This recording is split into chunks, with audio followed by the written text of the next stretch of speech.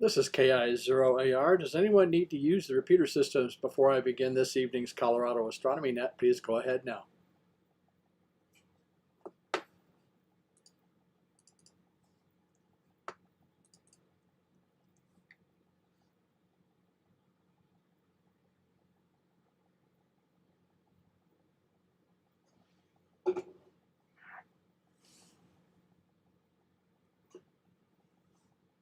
Calling the Colorado Astronomy Net, calling the Colorado Astronomy Net. This is KI0AR. My name is Bernice, and I'll be your net control for this evening's Colorado Astronomy Net. Just a reminder, the 3-minute timeout function is still in effect, so during long transmissions, please allow the repeater systems to reset themselves. Also, please use the word break for emergency or prior to traffic. If there is any emergency or prior to traffic, please go ahead now.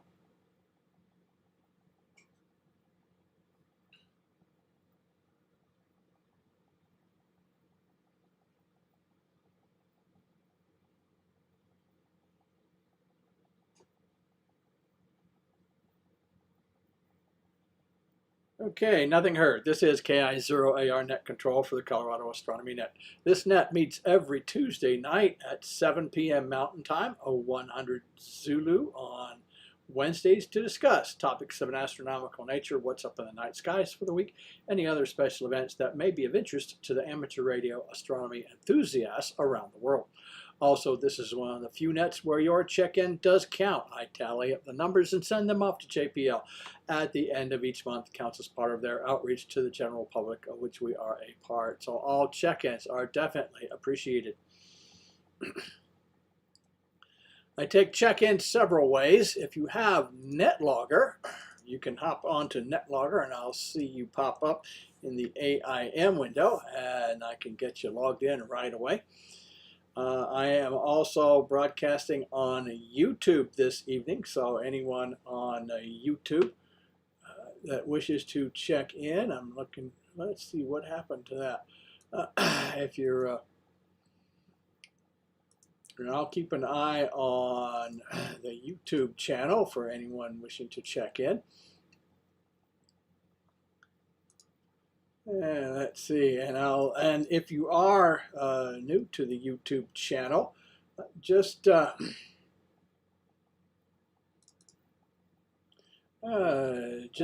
in the just type into the window your the YouTube channel for anyone wishing to your call sign if you have one, along with your name, and I'll get you checked in. If you don't have a call sign, that's perfectly fine. A first name and a location so I can properly record you for this evening's Colorado Astronomy Net. I also take them via email. If you're out there listening and don't have any other way to check in, you can check in via email. Send me an email to ki0ar@ki0ar.com. And just let me know you're out there listening, especially if you're a ham radio operator. Definitely include your call sign with that email. And if not, again, first name and location would be great.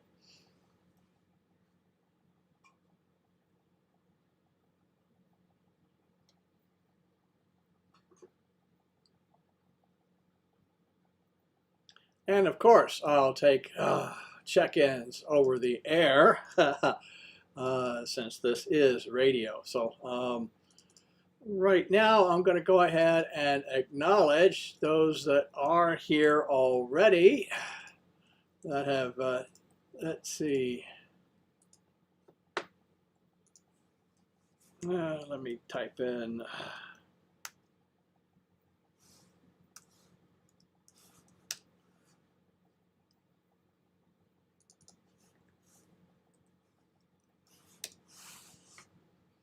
All right, I'll go ahead and acknowledge Roy, KI7PKL, thanks for checking in tonight. Doug, K0ATP, thanks for checking in tonight. Dave, AF0AS, thanks for checking in tonight.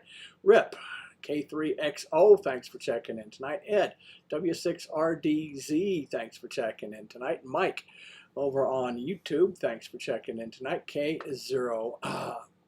KO5AOK, thanks for checking in tonight.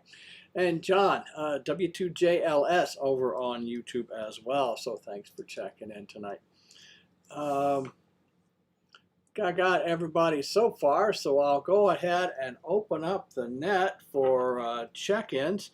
We'll do this digital, then analog. So I'll look for digital stations wishing to check into tonight. Please call with your call sign phonetically twice.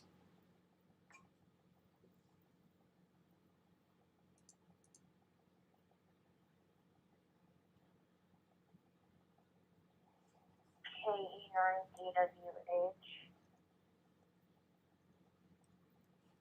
Kilo Foxtrot 0, 6, Tango Hotel.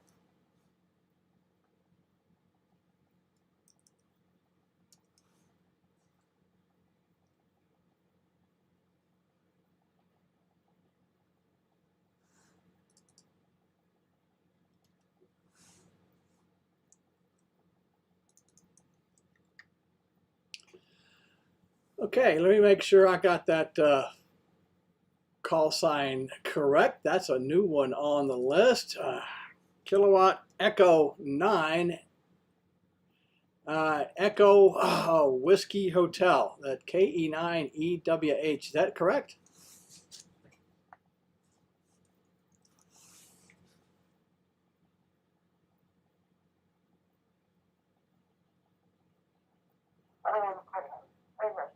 KE9DWH. Kilo Echo 9 Delta Whiskey Hotel.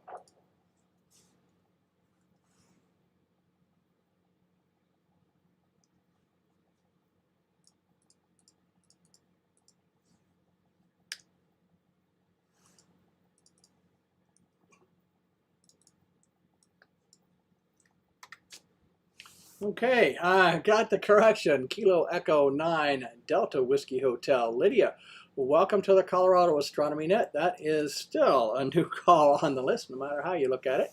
My name is Bernice. That's Bravo Uniform Romeo November Echo Sierra Sierra, and the call sign Kilowatt India 0 Alpha Romeo. I like to touch base with my first-time check-ins. I can let them know about the net and find out a little bit more about your interest and background in astronomy.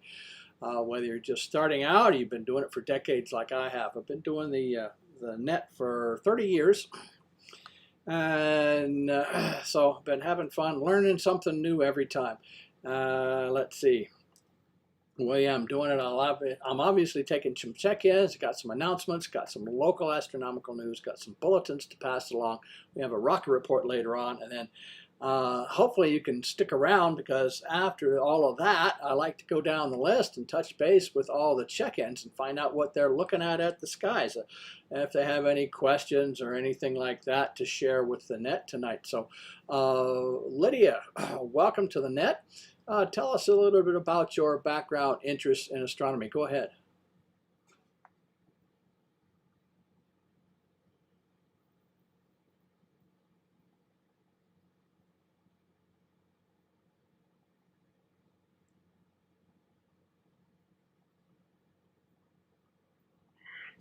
KU9DWH.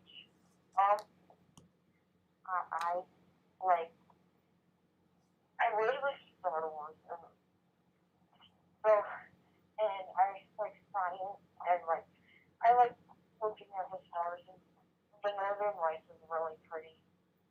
And I like the constellations too, they're really cool. I also heard that I'm just starting out. I've been listening to this net for a while since I first got licensed in August. But I did hear this thing in science class today, like where NASA is launching a moon mission thing. And I'm like, I wonder if they're going to be talking about that tonight. So I want to go on here and see if it's on and stuff. So yeah, back to the.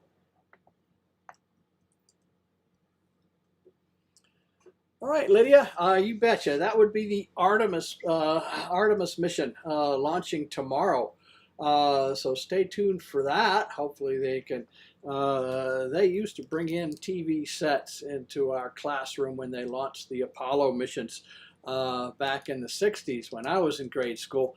So I don't know if they still do that or not. Hopefully they do, and you'll get to watch that launch. Don't know.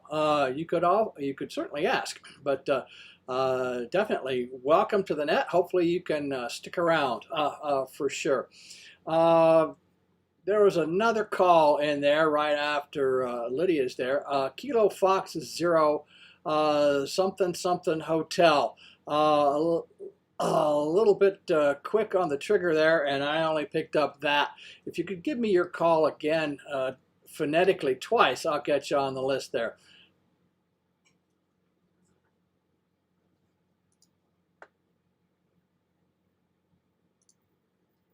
Yes, sir. This is Foxtrot 0, Victor Tango Hotel. KF0, Victor Tango Hotel. This is Randy from Brookfield, Colorado.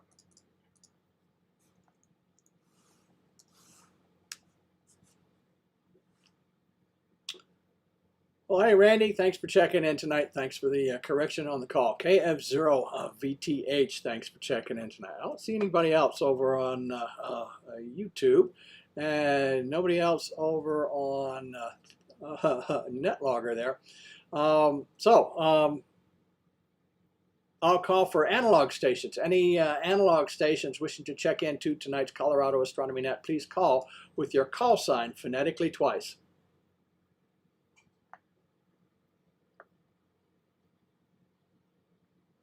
KK7G, Kilo 7, call constellation Colorado.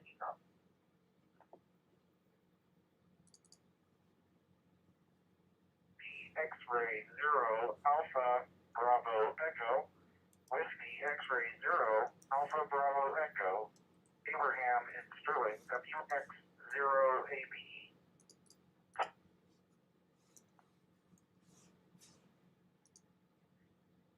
Mike, what? Delta Echo Alpha? Mike, what?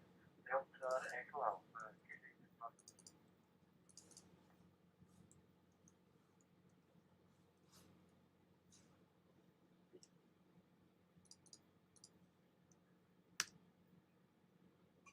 Yeah, I think I missed someone in there somewhere, but I'll say who I got. I got Abe, WX0ABE. Thanks for checking in tonight. Graham, MM1DEA. Thanks for checking in tonight from Scotland, no less.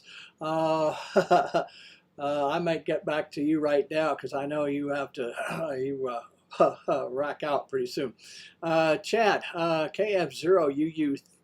Thanks for checking in tonight, and Jack over on YouTube, KE0VH. Thanks for checking in tonight. If I missed your call, I'll call for check-ins again. Anyone else? Analog stations wishing to check into tonight's Colorado Astronomy Net, please call with your call sign phonetically twice. Hey, boys, I am here, KE0VH, Kilo Echo 0, Victor Hotel, also on YouTube.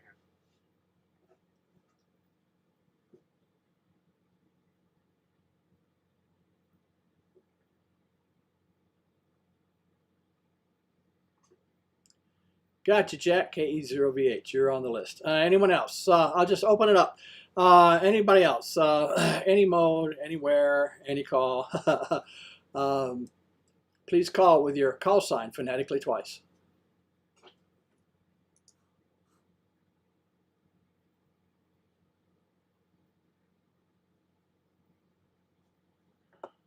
Kilo Echo, 9 Quebec.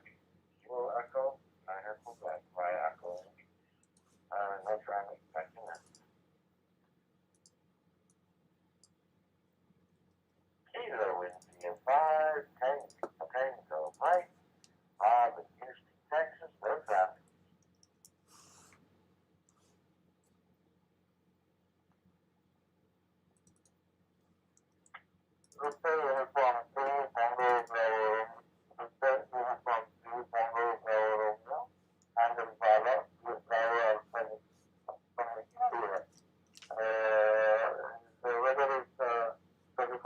cloudy, 70% humidity.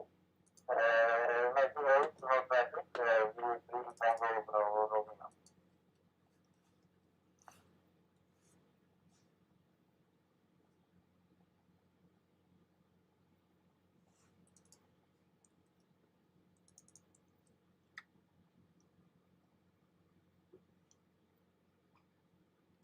Okay, let's see.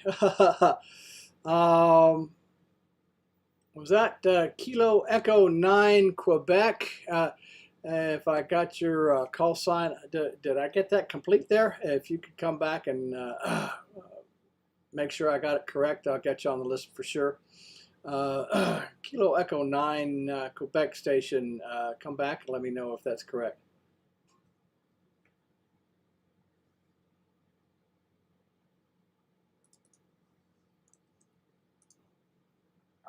Kilo Tango Center, Quebec.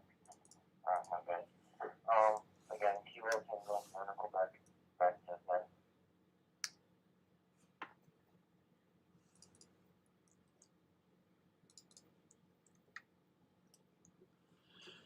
All right, let's see. Well, that's not in my database either, so that's a new call on the list. So, Andrew, welcome. Kilo Tango 9, Quebec. Thanks for checking in tonight. I got some new ones here, so I'm going to get back to you guys real quick. Like I talked to the other new call on the list here, I like to touch base with my first-time check-ins and find out a little bit about your background interest in astronomy. Whether you're starting out or you've been doing it for decades or somewhere in between, what your interest might be. So stand by there, Andrew. I got, was that Kilo India 5 Tango Tango Mike? Is that correct?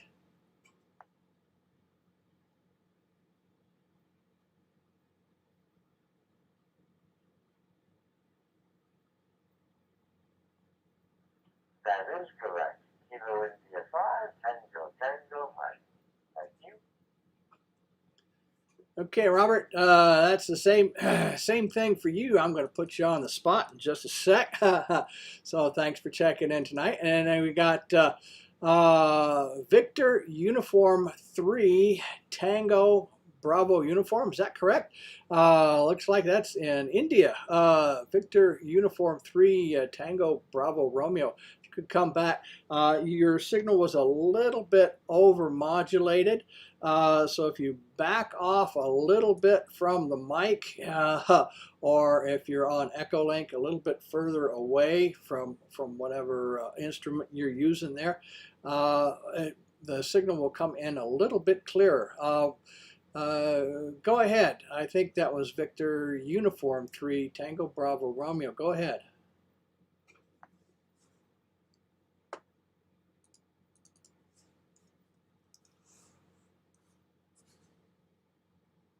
Yeah, okay, with Uniform 3 Tango Bravo Romeo. And here is Bravo Alpha Lima Alpha Bala. Bravo Alpha Lima Alpha from India. Yeah, I've been not very long, but 5 years down the line in my license. I'm very much on the digital mode and etc. I do now to do home brew. I'm the first one to do the interconnect of both sides digital mode in India. So that is what news I want to share. I use the TFL link, the software TFL link. The user TFX link connected to that server. So now I set my phone slightly away. Being a digital mode to pick up is very nice, I believe. That's it. That controller. We Tango Bravo Romeo.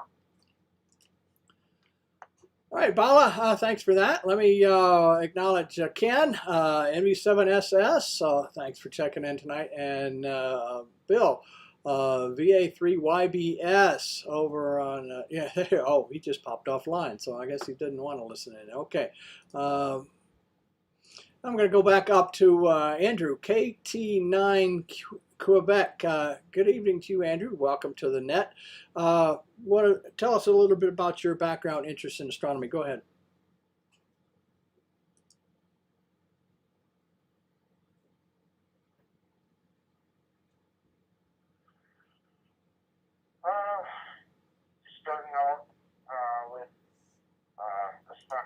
astronomy in general has been a hand for about 10 years now. Just I was listening to my daughter looking at KE90WH on the net, so I figured I'd jump on too just for fun and drop a check in. But the box on the antenna for 2 meters a few weeks ago. I'm trying to hit the ISS with it, but that's about it. Back to that KT92.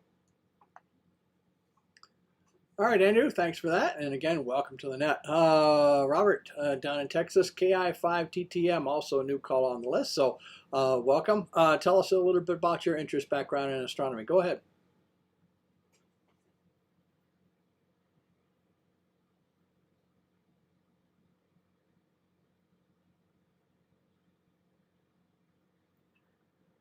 Kilo India 5, Tango Mike. First of all, thank you for running the net. Very interesting.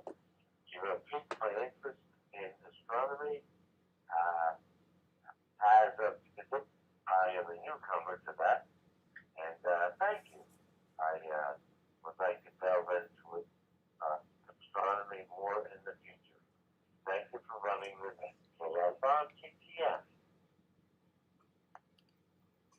You bet, Robert. Yeah, this is a learning net, so we have all levels of experience on here.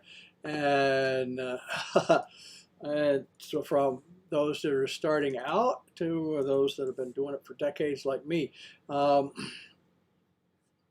I still don't know all the answers, so welcome. Welcome to all the new calls. We got another one over on NetLogger. Let's see, that's not showing up from QRZ. KM7FBX. Welcome to the net. That may be a new call. If that is a new call, I'd certainly like your name and location so I can mark that down on the list tonight. I do record everybody's call signs for later on when I go down the list, and I enter them into a database here, and and I'd like to find out a little bit more. Let's see, and I send these numbers off to JPL at the end of the month, which is today. Imagine that. So I'd definitely like to get you on the list, and I think we've got another new call there as well. KJ5PFX. So welcome there, Seth. But I'm going to go ahead and talk to KM7FBX. Welcome to the net. Tell us a little bit about your background interests as well as your name and location there. Go ahead, please.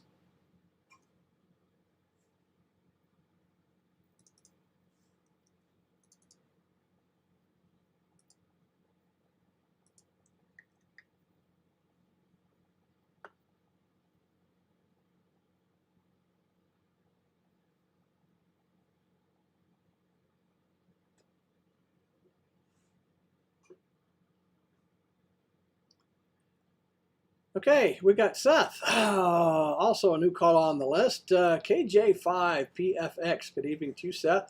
Welcome to the net. Tell us a little bit about your background interest in astronomy. Go ahead.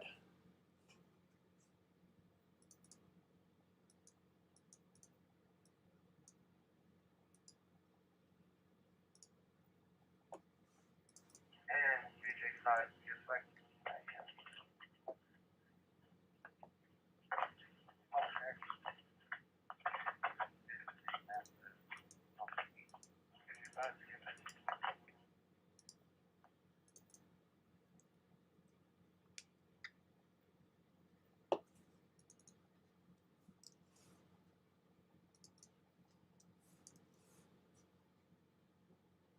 Okay, KJ5PFX, you were a little bit broken up there, but I'll go ahead and welcome you to the net as well. Let's see, we got Jim.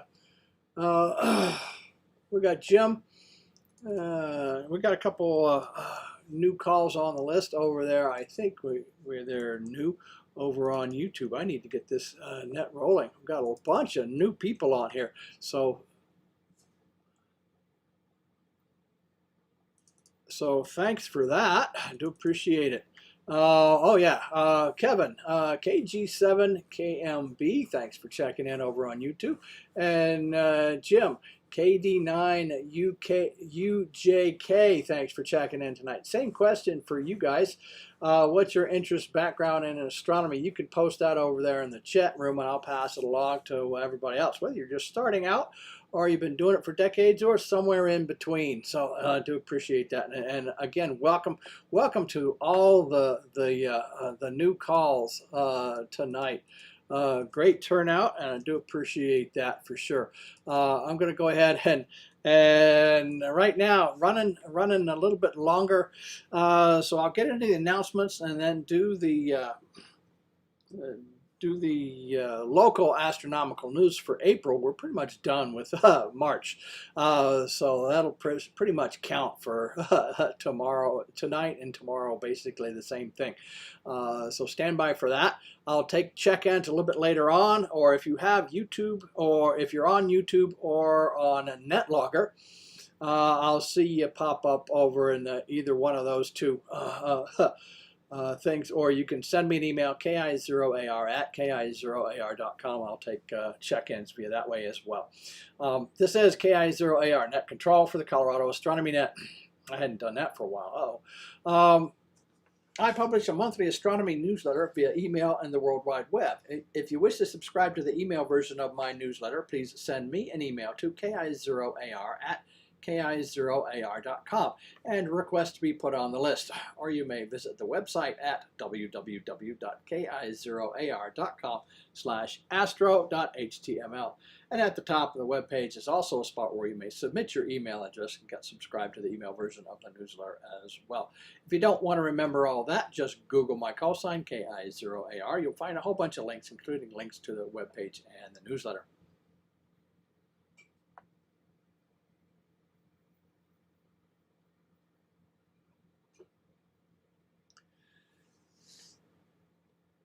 Okay.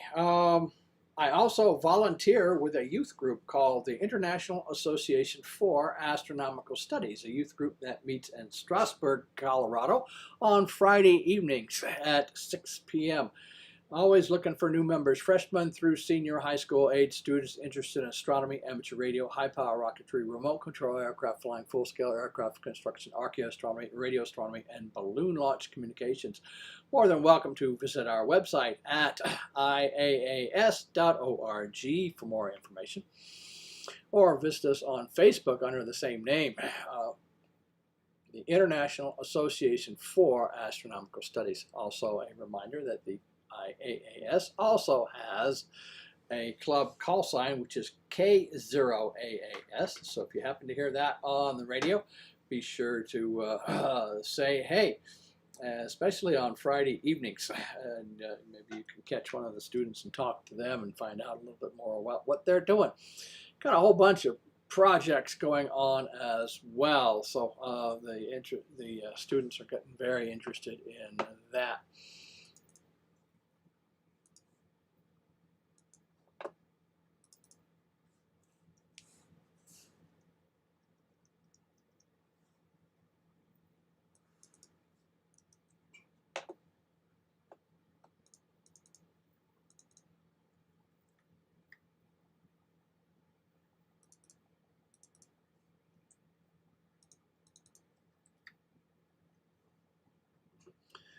All right, apologies for that. On Mondays and Wednesdays, if you are interested in flight simulations, you may want to check out Jack's channel.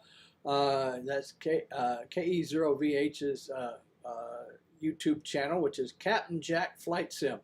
CAPNJACKFLTSIM on Mondays and Wednesdays at 6:30. He starts his flights then.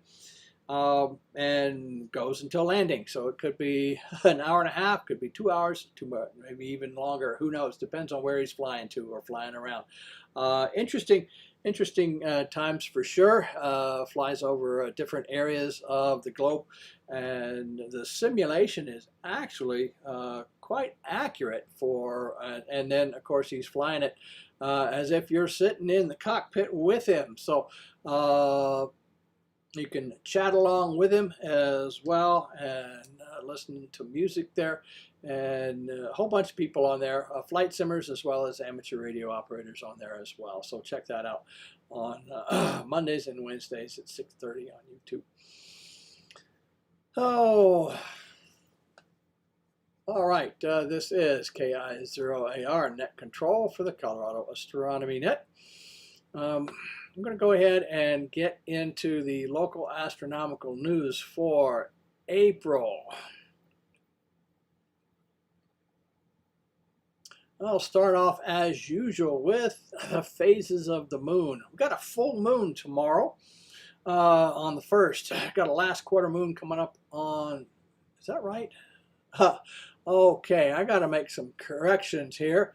It says on the 10th. I'll have to check that out.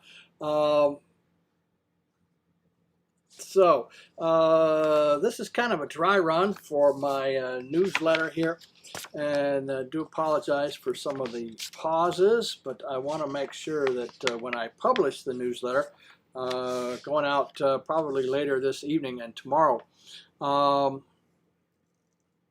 I got all the numbers correctly. Yes, that is correct. Full moon on the 1st. We got a last quarter moon on the 10th. Got a new moon coming up on the 17th. Yeah, there's another correction. Yeah, okay, there we go. And we got a first quarter moon on the 23rd. The moon will be at apogee, its farthest point away from the Earth this month. On the 7th, it will be 251,637 miles from Earth.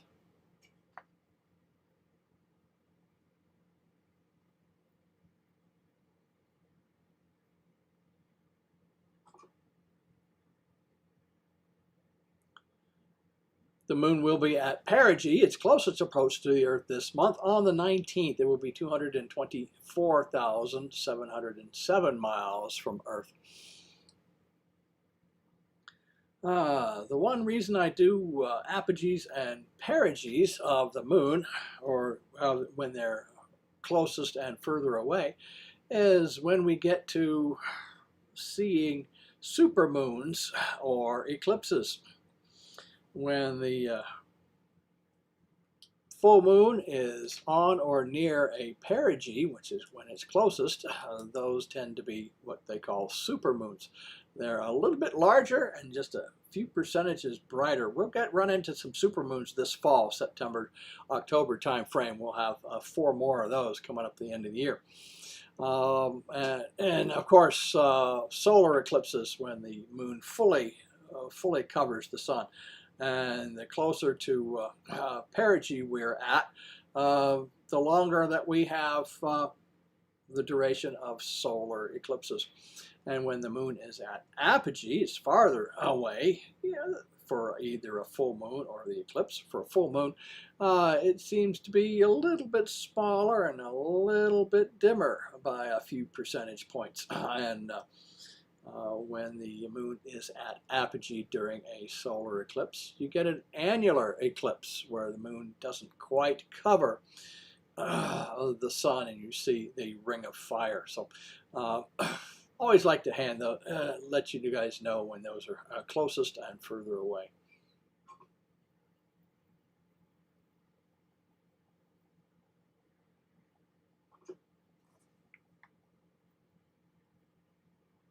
Planetary highlights for April. Exciting planetary action takes place this month. Venus and Uranus vie for attention and lie close to each other in late April. Jupiter offers a lot to observe through a telescope, particularly events involving its Galilean moons. The rest of the action takes place just before dawn, with Mars, Mercury, and Saturn making an appearance in late April. And remember to take time out to watch the Lyrid meteor shower with no moon to interfere. This excerpt is from Astronomy Magazine, April 2026, page 28. And the Galilean moons, of course, Galileo, Ganymede, Callisto, Europa, and Io. And you can watch them cross the face of Jupiter And Jupiter right now is almost overhead, at least here in Denver. Or if you look almost straight overhead towards the south a little bit, you'll see Jupiter very prominent in the evening sky. On with the planets. We got Mercury.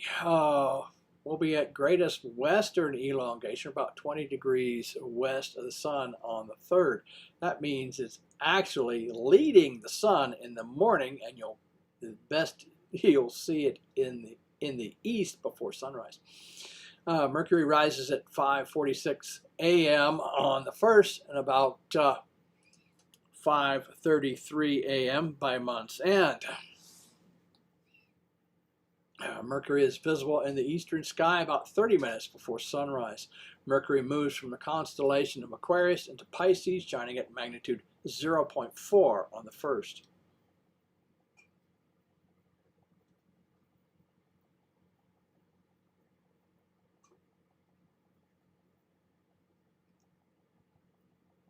A quick tutorial on magnitudes.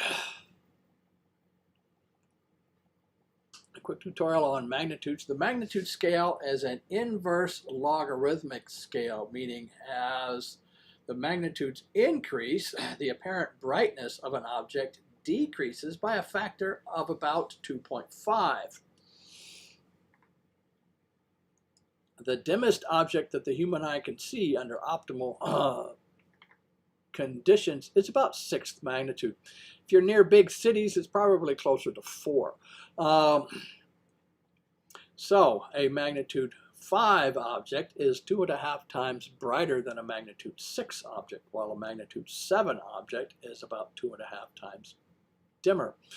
And the magnitude scale is set up so that every 5 magnitudes is a 100 times difference in brightness going either way.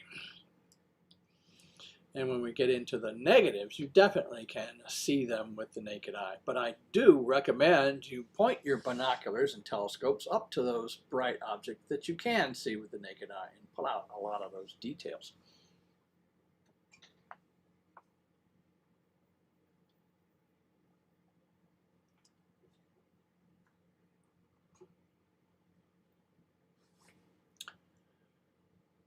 Venus sets about 9:06 p.m. on the 1st, about 10:16 p.m. by month's end. Look for Venus to the west about 30 minutes after sunset. Venus moves from the constellation of Aries into Taurus, shining at magnitude -3.9. And you'll watch Venus climb higher and higher in the western sky during the month. So it'll get higher.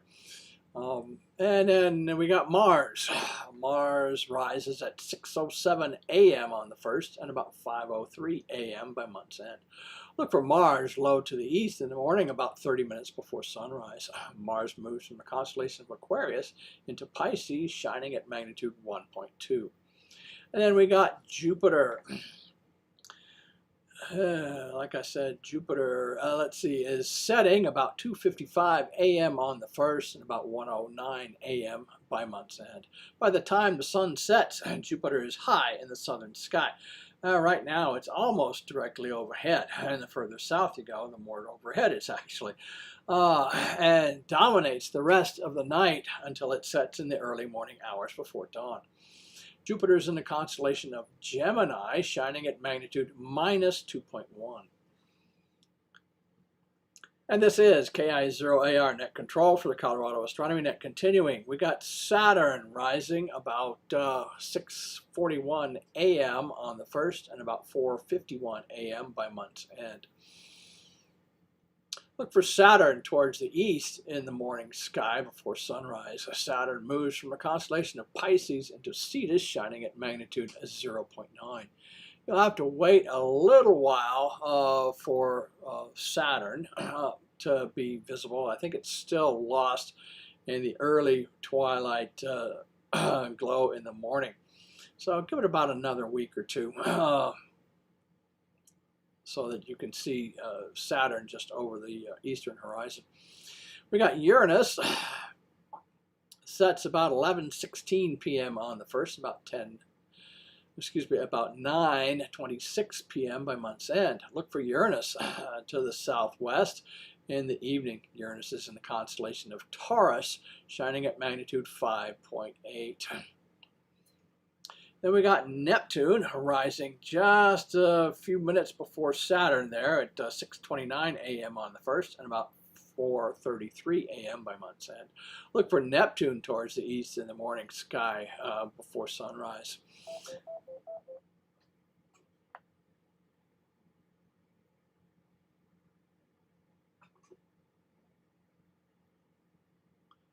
Neptune is in the constellation of Pisces, shining at magnitude 7.8. And like I said earlier, Neptune is leading Saturn by just about 10 minutes or so. So it's moving away from Saturn just a little bit, but you'll still need to wait maybe another week or two before you can see Neptune. Neptune is very dim, and it's definitely lost in the early twilight glow right now. But in about 2 weeks after the full moon, closer to the new moon, which is around mid-month, you may want to try to see if you can spot Saturn and Neptune in the early morning hours before sunrise. For our dwarf planets, we got Ceres setting about 10:16 a.m. on the 1st, about 8:19 p.m. 10:16 p.m. on the 1st, and 8:19 p.m. by month's end. Ceres can be spotted low to the west once the skies darken after sunset. Ceres moves from the constellation of Cetus into Aries, shining at magnitude 8.9. Then we got Pluto. Pluto rises at 4:12 a.m. on the 1st, about 2:15 a.m. by month's end. Pluto can be spotted to the southeast before sunrise. Pluto is in the constellation of Capricornus, shining at magnitude 15.3. As always, good luck at spotting Neptune, Ceres, and Pluto. A large telescope and dark skies will be needed. And Pluto will be a challenge, a 10 to 12 inch telescope to spot that one, and lots of patience. You'll have to look at the background to see which of those objects move. And that's most likely Pluto. So that may take some photography and lots of patience to spot that one, and nice dark skies.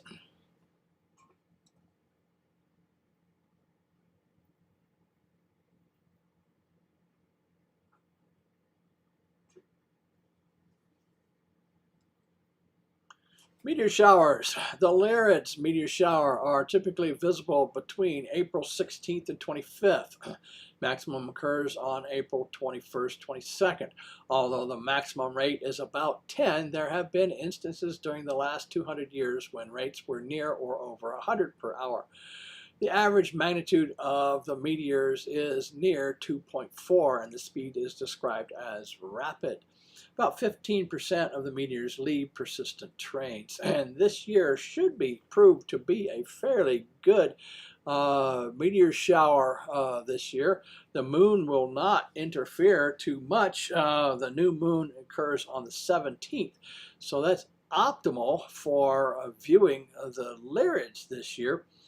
The best time to watch meteor showers is in the early morning hours, sometime between midnight and dawn. That's when the windshield of the Earth is hitting the stream of meteors. That's when the Earth is basically facing right into that stream of meteors, and the best time to spot them.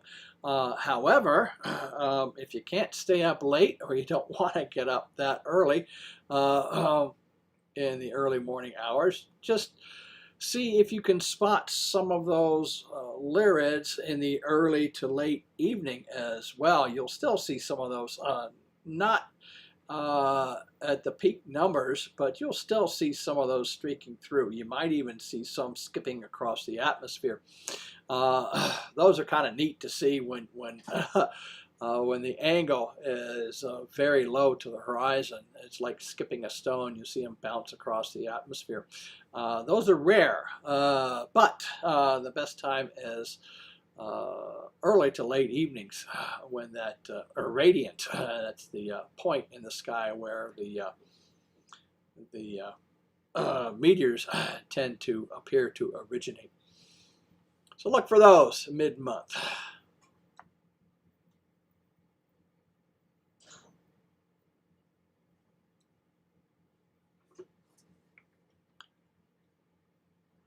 We also have a few dim comets. We got Comet C 2024 E1 Wirchos continues its ascent for Northern Hemisphere observers, passing between Taurus and Orion in the evening sky. Soon after sunset, dimming to about 10th magnitude, it will be difficult to spot to the west, even under optimal conditions. Later in the month will be well, right now, it's not, well, full moon. So that's you'll have to see if you can spot that one before the moon rises. So we have the full moon coming up tomorrow. Wait later in the month to see if you can spot that one. We also have Comet 10P Temple, or Temple 2, is brightening to about 9th magnitude, passing through the constellation of Scutum, or the Scutum star cloud, near the globular cluster NGC 6712. It's kind of low towards the horizon, but a challenge nonetheless. And check out Comet C 2025 R3 Pan-STARRS crossing the square of Pegasus around mid-month in binocular view. But do it quickly before it disappears a week later. So around the time of the new moon, get out there and see if you can find the great square of Pegasus in the sky, and scan your binoculars in that square and see if you can see Comet's Pan-STARRS. I'm not exactly sure. I didn't have the magnitude for that one, but you may see a little bright fuzzball for that. If you happen to see that through binoculars, that's what you're looking at. And that is it for the local astronomical news. This is KI0AR Net Control for the Colorado Astronomy Net.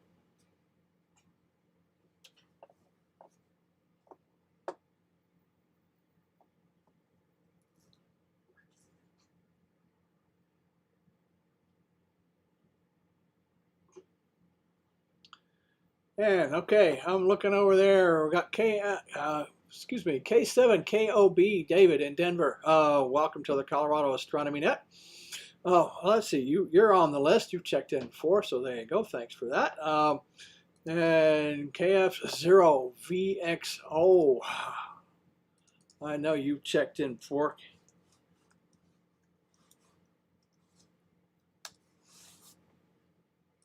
That's right. Oh, I gotta type. Haha. I gotta watch my typos there. All right, there we go. Mark, yeah, good evening to you, Mark. KF0VXO over on YouTube, and same with David over there as well. So thanks for that, guys. I think I see everybody there.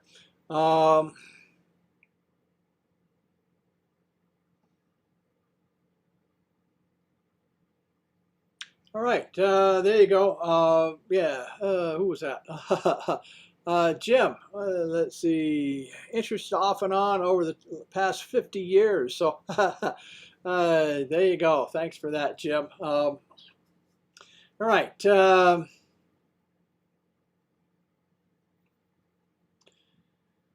Okay, John, I'll let you pass that along when we go down the list a little bit later on. I'm going to go kind of out of order and see if Graham in Scotland has any before he disappears for the evening. MM1DEA, good evening to you, Graham. Have you got anything for the net tonight? Go ahead.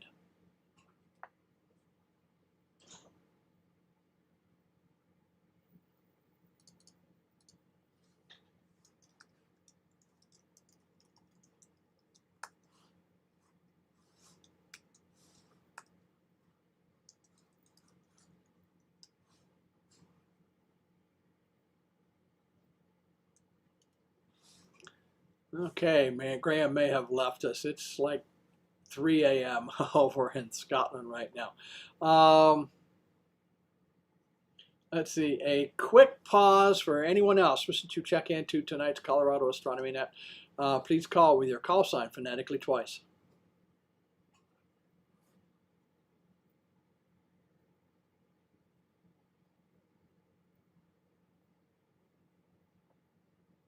here is Kilo India 6, Whiskey Papa Kilo, KI6WPK, listening as always with interest.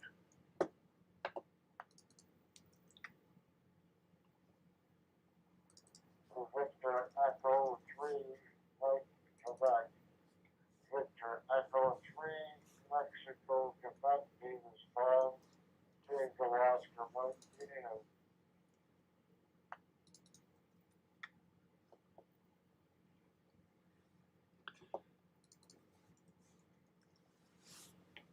Okay, Bill, we got you on the list. KI6WPK, thanks for checking in tonight. And Tom, on this net, you don't get off that easy. My name is Bernice. That's Bravo Uniform Romeo November Echo Sierra Sierra, call sign Kilowatt India 0 Alpha Romeo. That's a new call on the list, and I like to touch base with my first time check-ins to the net and welcome them aboard. VE3MQ, thanks for checking in tonight. I'd like to touch base with you, find out what your interest background in astronomy, whether you're just starting out or you've been doing it for decades. Part of it is to get a feel for the crew on the net tonight, and if you are experienced, I like to avail myself of that experience. We got quite a few levels of experience here on the net, from those that are starting out to those who have been doing it amateur for decades and professionally as well. So Tom, tell us a little bit about your background interest in astronomy. Go ahead, please.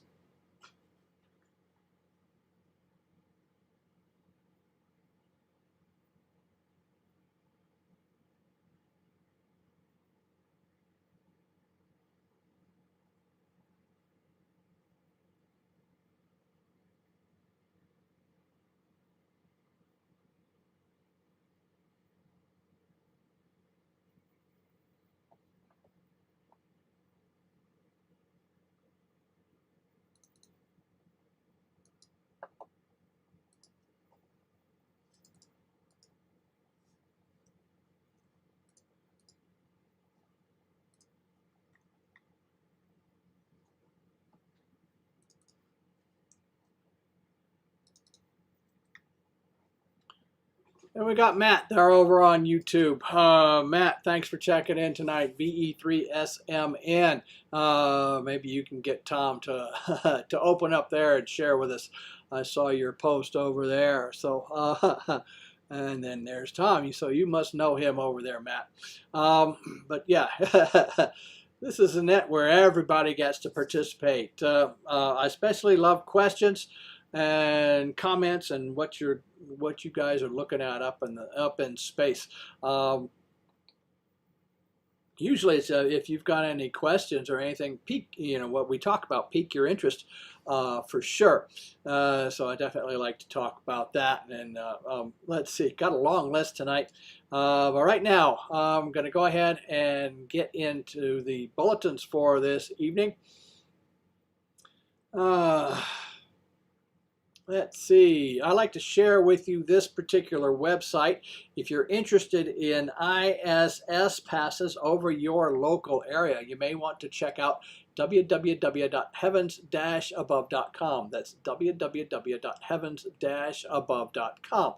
And I do recommend that you sign up for it, log in, and then enter in your home latitude and longitude for much more accurate timings and positionings of satellites and everything else that's in the skies that this particular website has to share. I'm going to post that over on YouTube right now, so you can at least see that.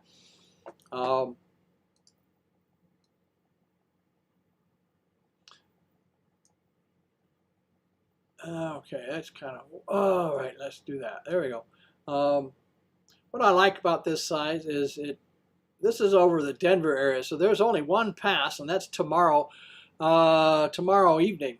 And it's a very low pass to the southwest over the Denver area. But what happens is I can click on this particular date, and I get a nice star chart of the pass for this this you can see over on the lower right hand side of the image that the ISS is just grazing the southwestern horizon over the Denver area, passing just below Orion and Canis Major there. So tomorrow evening around 8:15 or thereabouts. So I can print this out, take it outside, and use it as a star chart, and get my bearings with that, as opposed to looking at a small cell phone or a laptop or a iPad or something like that.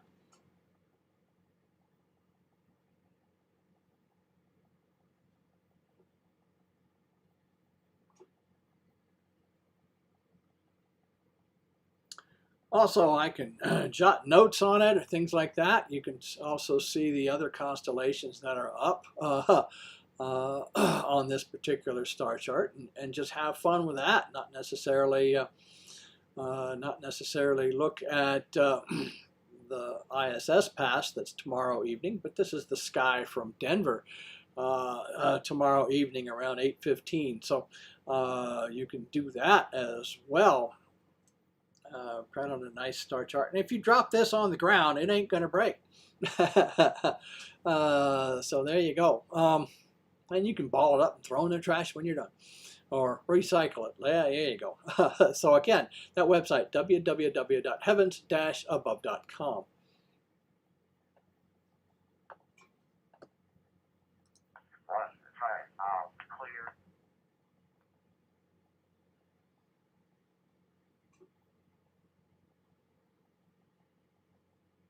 Okay, apologize for that. I don't know if I got cut off there. Again, that website, www.heavens-above.com.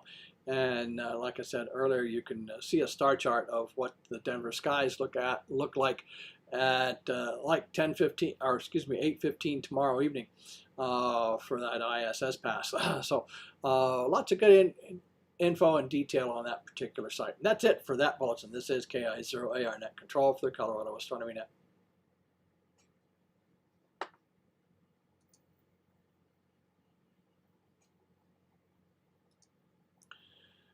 Got an interesting little bulletin tonight from space.com on 3I Atlas.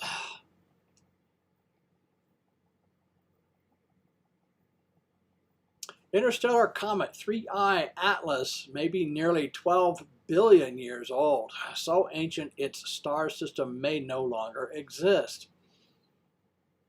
Our solar system's famous invader might be as old as the Milky Way itself. The interstellar comet that recently dominated headlines, 3I Atlas, could be between 10 and 12 billion years old. A new assessment of the comet's isotopic composition has shown this so-called invader in our solar system is only the third object on record to enter our cosmic neighborhood from beyond. If these new age estimates of the comet are true, they would suggest 3I Atlas was born within a few billion years of the birth of the Milky Way. When it was discovered in 2025, 3I Atlas was speeding in at 36 miles or 58 kilometers per second relative to the Sun. It is the fastest comet ever seen, vastly exceeding the velocities of its predecessors, 1I Oumuamua and 2I Borisov. And according to theory, the faster an interstellar object is traveling, the older it must be, because it must have experienced multiple space object encounters and gravitational slingshots with other stars that would accelerate it to a high velocity.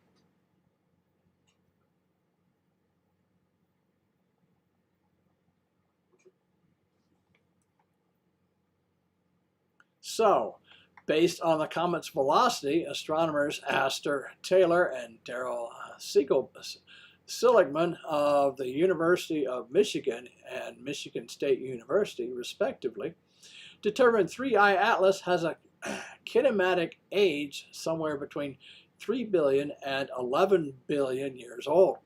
That's a large range with substantial uncertainty, but now a new study led by NASA Goddard's Martin Cordiner has come out in favor of the older end of that range based on the comet's isotopic composition.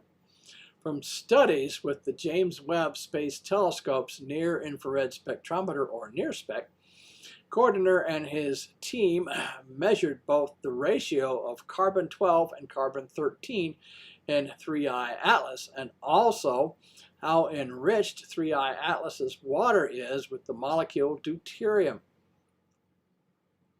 which is one of two stable isotopes of hydrogen.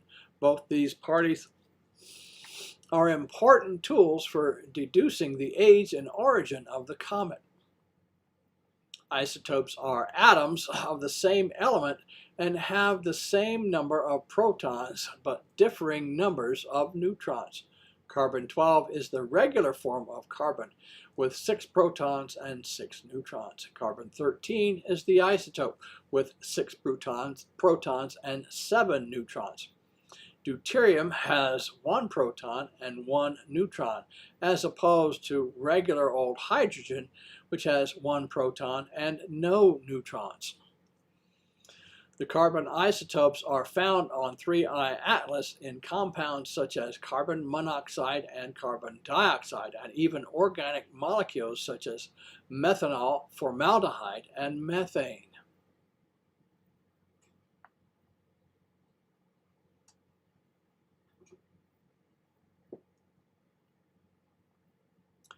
NIRSPEC found that 3I Atlas contains far more carbon-12 relative to carbon-13 than anything seen in our solar system, or indeed even in nearby planet-forming disks around other stars, or local molecular clouds. This tells us that 3I Atlas ain't from around here, at least. Carbon-13 becomes enriched over time within the interstellar medium and the molecular clouds that form stars. A low abundance of carbon-13 relative to carbon-12 therefore indicates that 3I Atlas must have formed a long time ago, before carbon-13 was able to build up to modern-day levels. We can turn to models of galactic evolution and to hazard an estimate as to exactly how long ago that was. After the Milky Way formed about 13 billion years ago, it underwent a starburst, a huge bout of star formation. Many of these stars quickly evolved into red giants before casting adrift their outer layers and forming a planetary nebula, while leaving behind their hot inert core, which is what we call a white dwarf. When in a close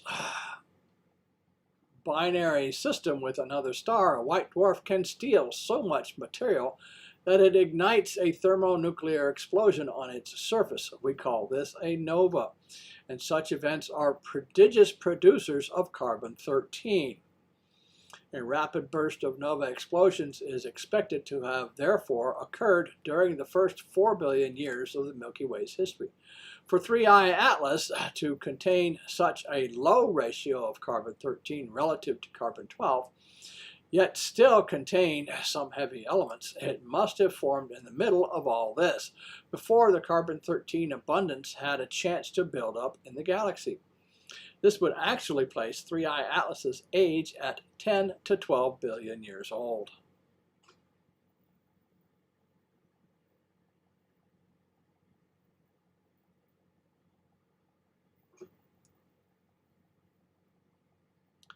The enrichment of deuterium in 3I Atlas also tells us about the interstellar comet's origin. Deuterium can replace one or both of the ordinary hydrogen atoms in water, which is what scientists mean by deuterium enrichment. The enrichment of deuterium in 3I Atlas's water has a DH ratio that is an order of magnitude greater than in typical comets that formed in our solar system. This degree of enrichment takes place in certain environments. Water ice can become enriched in deuterium at temperatures less than 30 degrees above absolute zero. which is typical of interstellar clouds and in an environment relatively poor in heavy elements, which points back to a formation early in the history of our galaxy. Comets form alongside planets, so if these findings are correct, then 3I Atlas may very well be a relic from one of the earliest planetary systems in the galaxy. Can 3I Atlas tell us anything about these early planets and that it formed alongside? Comets, being icy objects, are thought to form in the more distant reaches of planet-forming disks away from the heat of our young star that would otherwise vaporize ices. The boundary in the planet-forming disk between where water exists as a vapor or liquid and where it exists as ice is called the snow line. We believe that cometary material in general are representative of the building blocks of planets outside the water snow line in the protoplanetary disk, Cordner told Space.com. So, the same is probably true of interstellar comets, and they provide unique insights into what extrasolar planets could be formed from. Scientists are still building up a complete picture of 3I Atlas chemical inventory, but there are a few things they can say at this stage. 2I Borisov and 3I Atlas both show a relatively carbon-rich composition compared to solar system comets, Cordner said. At the very least, this implies the abundant presence of carbon in the originating planetary system. 3I Atlas is also very water-rich.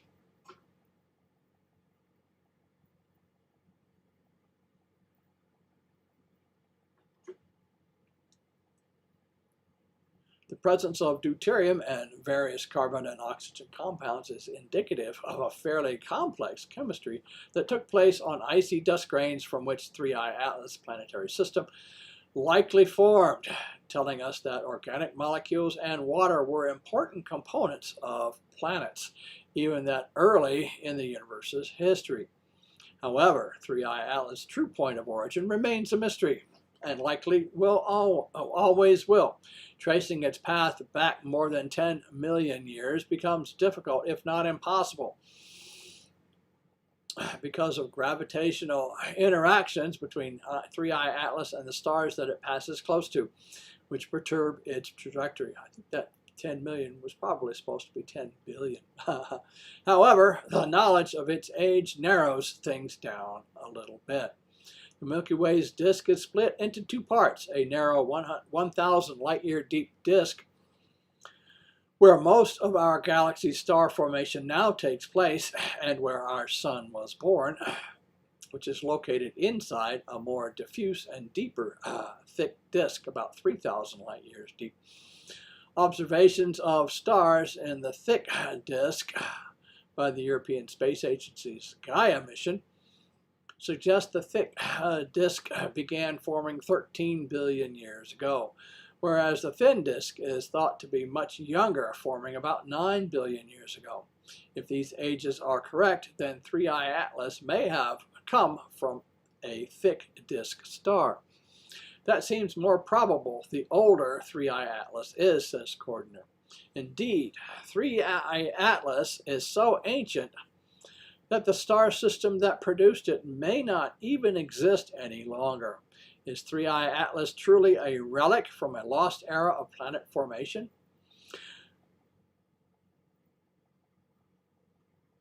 The findings are currently awaiting peer review, but are available via a preprint. And that is it for that bulletin. This is KI0AR Net Control for the Colorado Astronomy Net.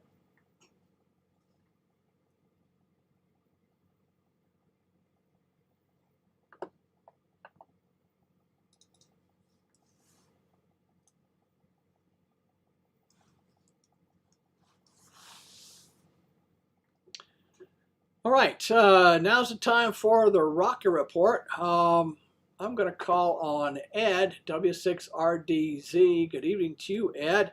Can you do the rocket report tonight, or would you like me to go ahead and do it? Go ahead.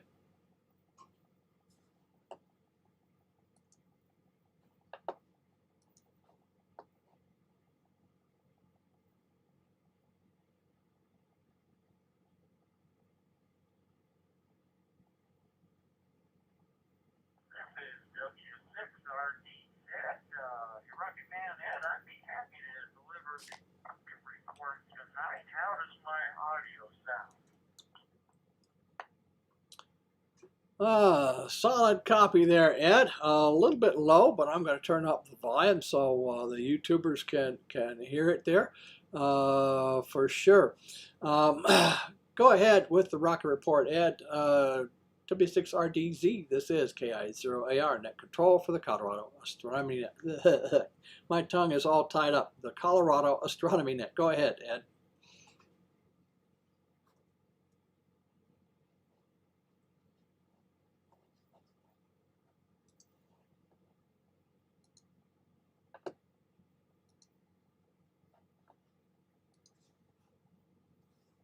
Good evening again, Bernard. Good evening to the net. A special good evening to Lydia, KE9BWH. Yes, we have an Artemis launch, the big launch of the week, month and probably the year. Very exciting. Manned space flight, going to the moon for the first time in 50 years.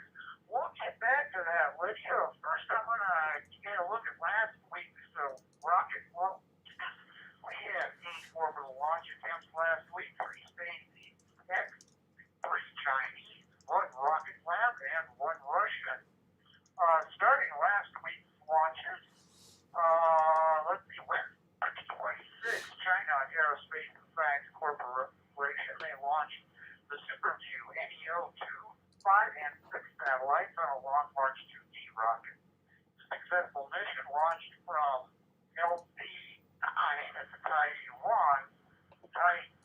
Taiwan Satellite Launch Center in China. And those 2 satellites went to synchronous orbit. They are commercial synthetic Earth observation satellites. It was the 66th orbital launch attempt of 2026. So we have been averaging more than 1 launch a day for several weeks now. The next day, Thursday, successfully launched Starlink Group 17-17 from Slick 40, Vandenberg Space Force Base, California, and it was booster 1081's 23rd flight.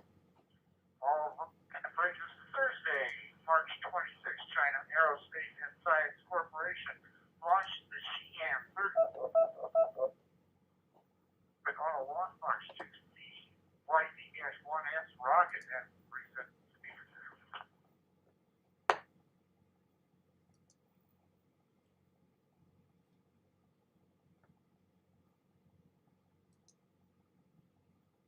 W6RDZ, back with the rocket report. The Chinese satellite was reported to be for, quote, space and environmental research, unquote, purposes. Rocket Lab successfully launched Daughter of the Stars on electron carry rocket departing New Zealand on Saturday, March 28th at 5:22 Mountain Standard Time. The Electron carried 2 satellites in subsynchronous orbit from the European Space Agency. They won't play twice this week for weather. The 2 satellites were the first 2 of a 10-satellite constellation, a demonstrator mission for European supplemental navigation and timing technologies, or GPS. And the launch of the week, March 25th, Germany's ISAR Aerospace attempted to launch but had to abort the onward and upward mission of a new Spectrum rocket Scrub launch from the Andoya rocket range. Norway had a 15-minute launch window. All was nominal during the countdown. However, a range violation occurred when an unauthorized intrusion into the danger zone. As speed occurred, the launch was put on hold for 15 minutes whilst the errant boat was shooed away. As a result of the delay, the launch vehicle encountered a rise in the fuel temperature, which forced it aboard the combat. No word yet on the next launch attempt. This was to be the second test flight of Germany's ISAR Spectrum launch vehicle. Spectrum produced HCA engine, propane, and liquid oxygen fueled small satellite launch vehicle. Subsynchronous orbit, resetting the repeater.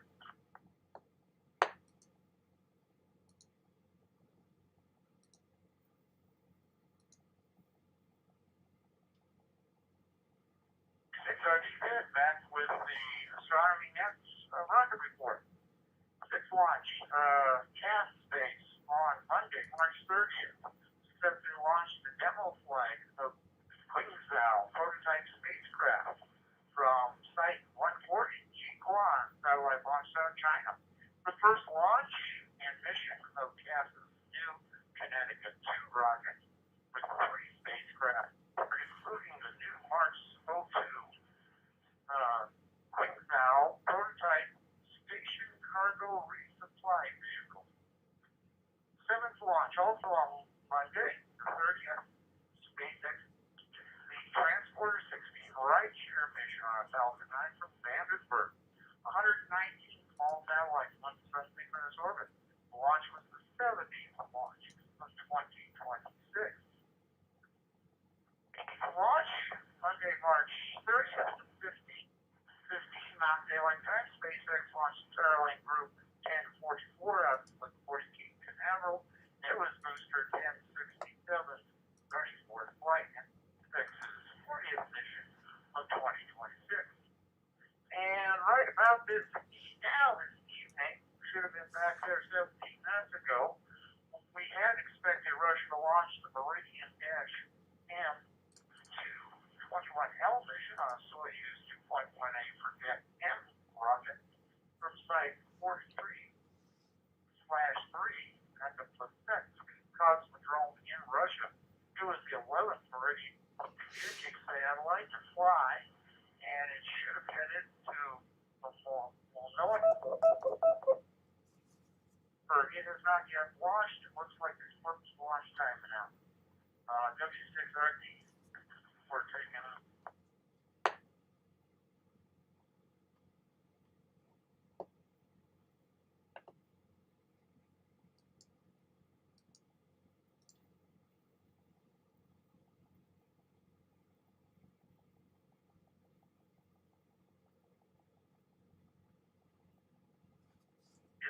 RDZ, net control, can you take it back for a minute? I've just launched my computer screen. I want to go take just a second to get it back up. Back to you.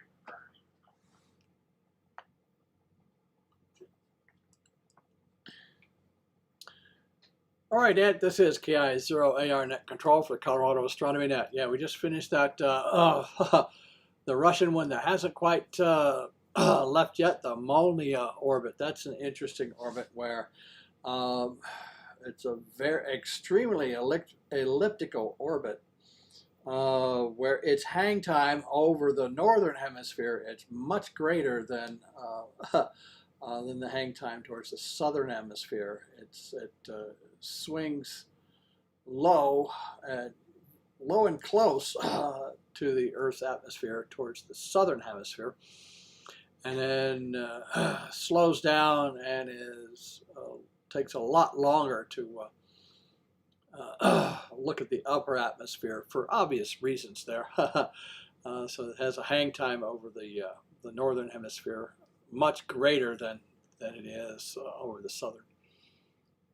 All right, the upcoming week's launches. 9 launches are on the launch docket for the coming week. 1 NASA, 4 SpaceX, 2 China, and 1 ULA. The Artemis 2 tomorrow, April 1st, 1624 Mountain Daylight Time. The big one in less than a day now, about T-minus 20 hours and 30 minutes. Mankind is headed back to the moon. 4 NASA astronauts are launching from LC-39B, Cape Kennedy Space Center, Florida, to circle the moon. It is the first time humans have made this trip in more than 50 years. Watch live on NASA TV or on many live streams. YouTube has got NASA Spaceflight, the Launch Pad, Ellie in Space, and Space Affairs. You can check those out on YouTube. Mission Commander Reed Weissman, pilot Victor Glover, astronaut Christina Koch, and Canadian astronaut Jeremy Hansen are in quarantine and ready to go. NASA has decided that there will be no wet dress rehearsal for the launch. everything is ready. I hope it launches tomorrow, as tomorrow's launch window is the only daylight launch window for the next 6 days.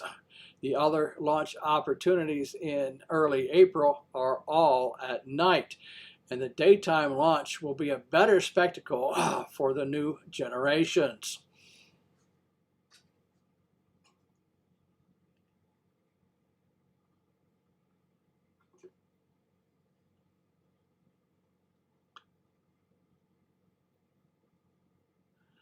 The mission is set to last 10 days and splash down 50 miles off the San Diego coast. Also tomorrow at 2200 Mountain Daylight Time, China's Space Pioneer has scheduled to launch the maiden demo flight of the Tianlong 3 two-stage medium-lift rocket. The rocket's first flight will be from the Jiuquan Satellite Launch Center, China.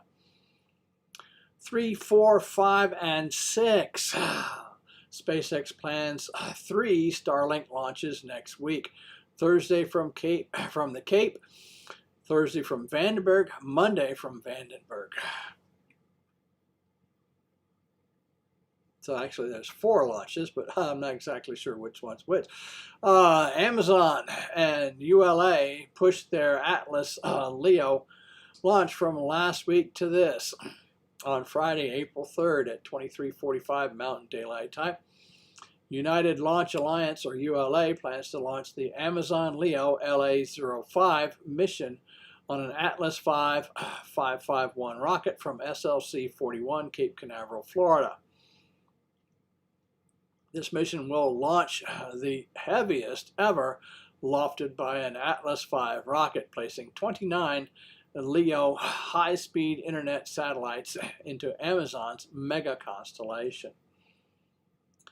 Roscosmos also delayed a big launch last week. Russia now intends a demo flight of their new Soyuz 5 rocket from Site 45/1 Baikonur Cosmodrome, Kazakhstan on Saturday, April 6th. At 0500 Mountain Daylight Time. This is the first flight of Soyuz 5 and the first launch from Site 45-1 since 2017. Soyuz 5 will replace the capability of the Zenit 2 and Proton medium rockets. Initially, it will be a 2-stage rocket. It can be topped with a Block 3 upper stage booster for geostationary missions.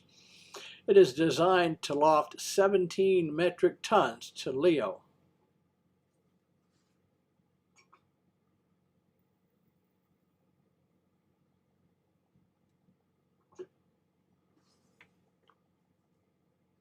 This is KI0AR Net Control for the Colorado Astronomy Net, continuing.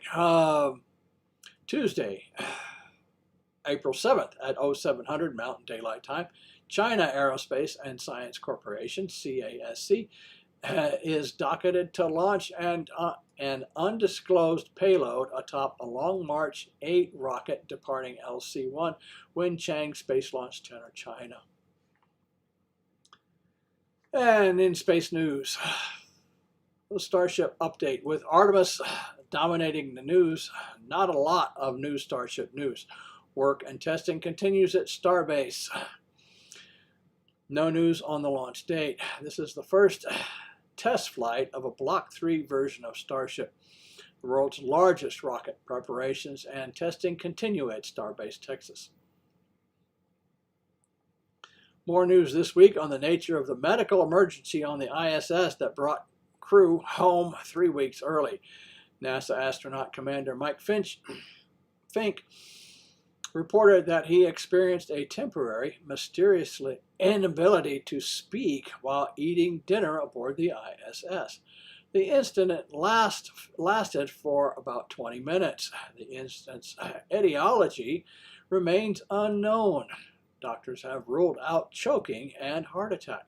Despite the incident, Fink has stated he is doing very well following the incident. And that's it for tonight's Colorado Astronomy's Rocket Report. Go NASA and go Artemis. That was W6RDZ, Rocketman Ed, and myself, wishing you a good night and nominal flight. Now back to Starman Burness, KI0AR, net control for the Colorado Astronomy Net. There we go. Thanks, Ed. We tag team that one, so there we go. Thanks for providing the rocket report for this evening. All right. I'm not seeing any more check-ins over on NetLogger or YouTube, so I'll go ahead and open up the net. Anybody else wishing to check into tonight's Colorado Astronomy Net, please call with your call sign phonetically twice.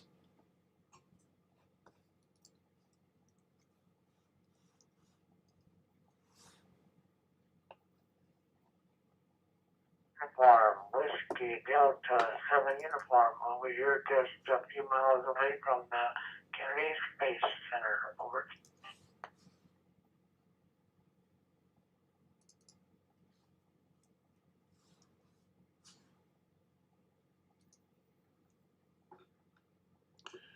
Okay, Whiskey Delta Uniform, missed the prefix on the call. If you could give me that again, please, sir, I'll get you on the list. Go ahead.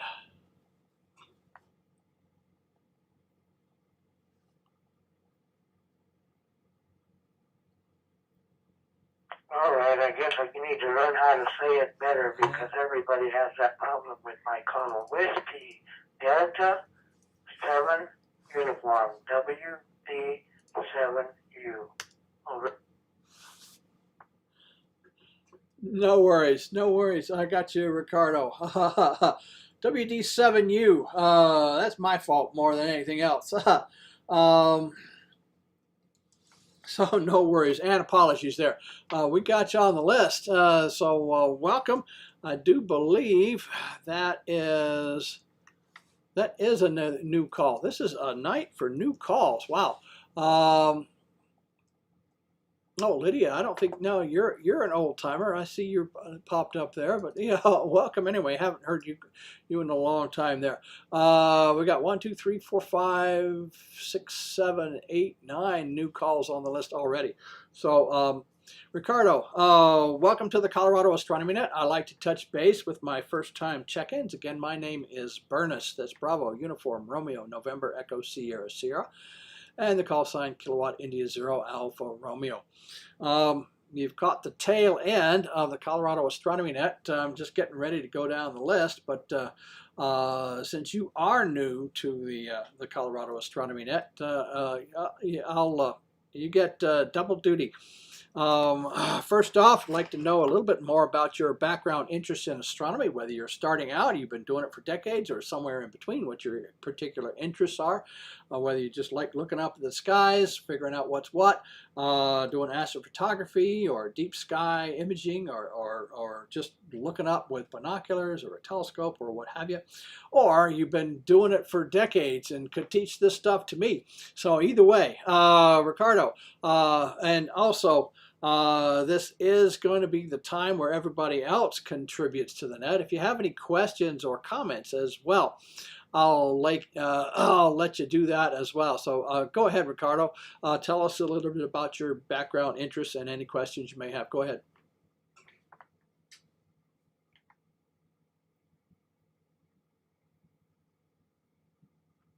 Okay, let me begin by saying I got my ticket up there in Cheyenne, Wyoming back in the early 80s, but moved around to Oregon and then finally over here in Titusville, Florida, which is like 40 miles east of Orlando and kind of across the lagoon from the Kennedy Space Center where all the launches take place.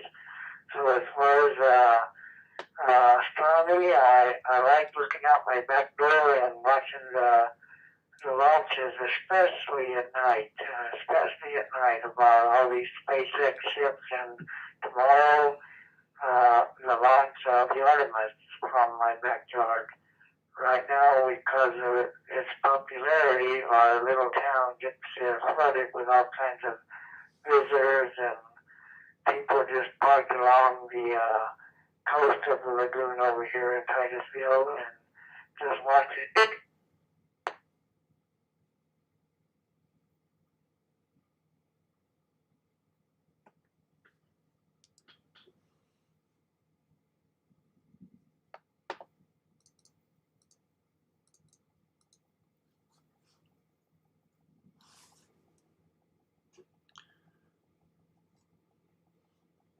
All right, Rick, we lost you there. We lost you there for a sec. Um, you're telling us a little bit about being in Titusville and watching the launches. That's cool. And if you got anything else, go ahead.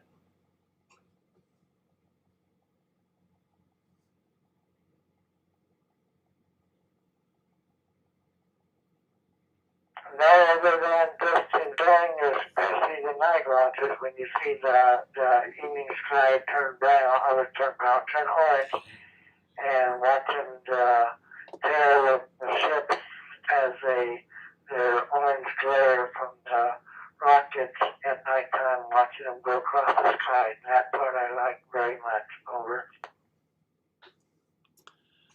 All right, Rick, I'm glad we could provide the rocket report for you as well tonight. So, and again, welcome to the Colorado Astronomy Net. All right, like I said, now's the time for everyone else to contribute to the net. Questions, comments, anything you'd like to pass along to the net, now's the time to do it. Go back up to the top of the list with Roy, KI7PKL in Oregon. Good evening to you, Roy. What have you got for the net tonight? Go ahead.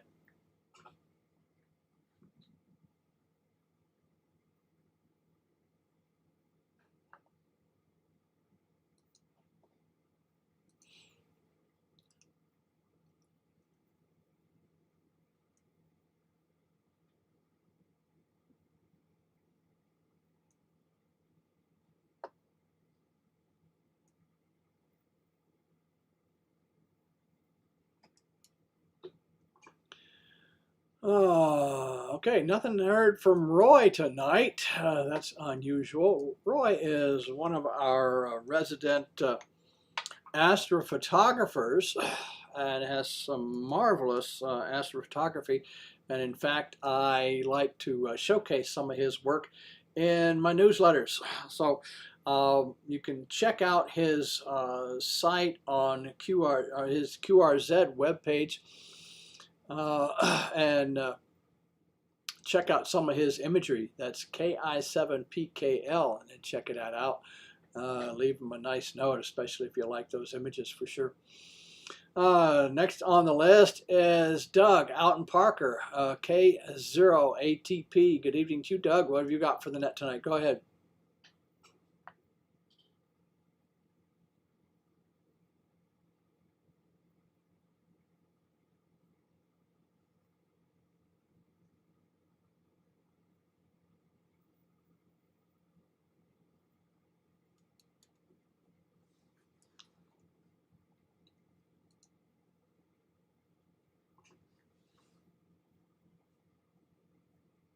Next on the list is Dave up in Evergreen, AF0AS. Good evening to you, Dave. What have you got for the net tonight? Go ahead.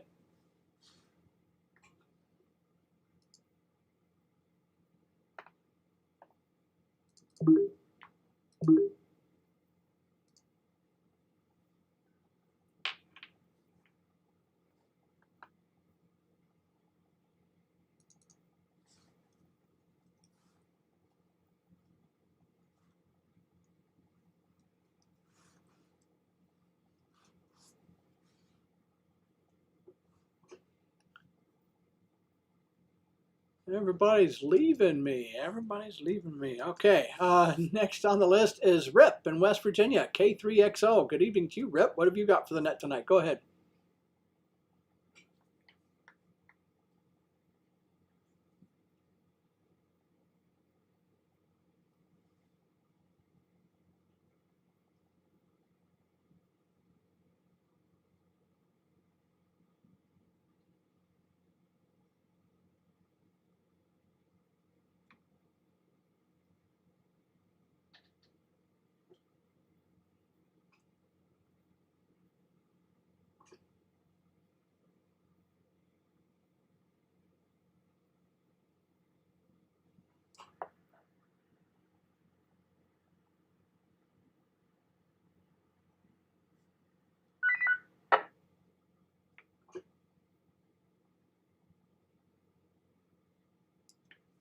This is KI0AR Net Control for the Colorado Astronomy Net. Let's see, I want to make sure I'm getting out. I had 4 calls and no responses, and they're all out there monitoring for sure. Can someone give me a radio check? Am I getting out? This is KI0AR Net Control for the Colorado Astronomy Net.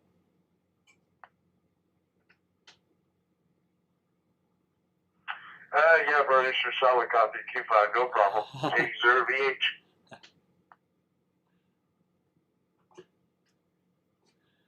All right, Jack, thanks for that. Yeah, I got a bunch of shy people on there. I see them lurking or monitoring, but I'm not getting any responses. Next on the list is Ed, W6RDZ. Good evening to you, Ed. What have you got for the net tonight? Go ahead.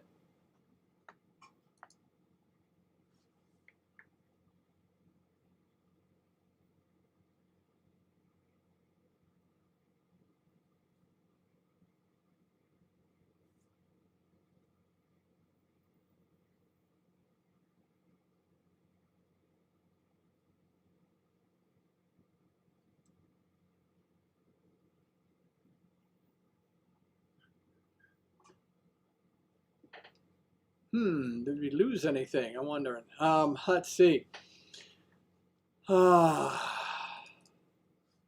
Let's see. For those of you who are on YouTube listening in tonight, if you've got any questions or anything you'd like to pass along to the net, or any observation reports you'd like to share, you can post them in the chat window and I'll pass them along to everybody else.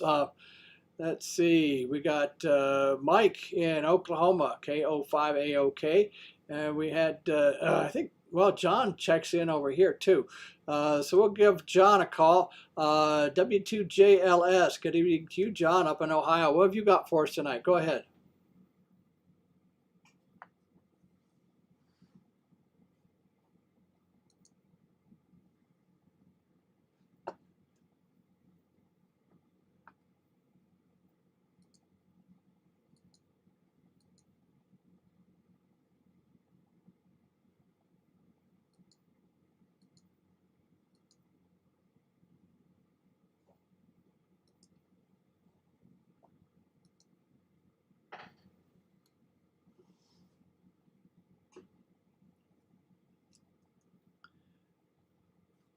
Next on the list is Lydia up in Wisconsin, KE9DWH. Good evening to you, Lydia. What have you got for the net tonight? Go ahead.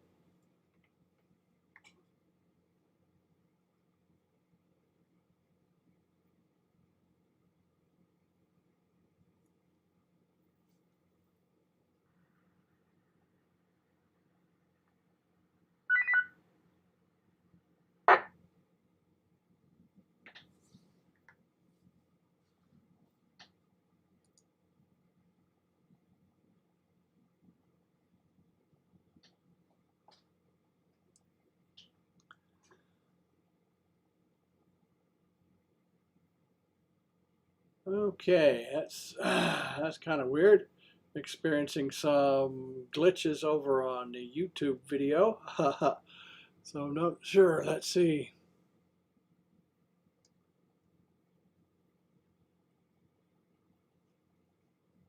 Oh, Andrew. Okay, Fireside Conference on Echolink. Drop the net. Okay, so oh, that's weird. Okay, so maybe everybody's checking in through that. I sure wish everybody would use this SkyHub link connection, the Echolink connection, that node, and connect directly into the SkyHub link system via that node. That node 985839. That way we won't have to worry about other Echolink nodes dropping us from their systems. There you go. I should actually mention that at the beginning of the net because I'm not getting any responses here. Next on the list is Randy in Broomfield. KF0VTH. Good evening to you, Randy. What have you got for the net tonight? Go ahead.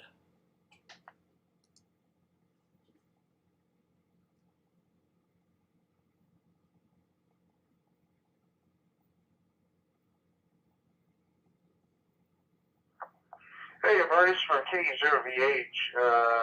I presume you're copying me. You're on the air, buddy. Everything's fine.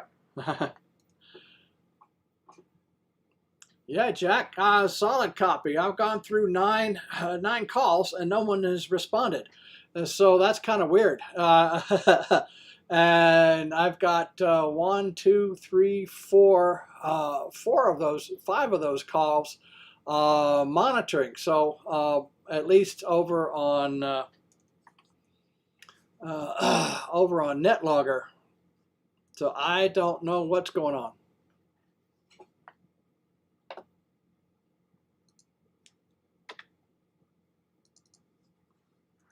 Well, I would imagine, Bernice, that, if they're listening on something other than radio or a radio-linked repeater, any number of things could happen. I do know the tech team was working on a couple of things this evening, too. It's possible that there might be some sort of anomaly there, but, I would just continue on. If people are losing connection, could be something, on their end as well. And if there's another system, as you were saying, that is bringing them in, that of course, could have disconnected. But you're not having any kind of technical problem. I would just continue on. K0VH.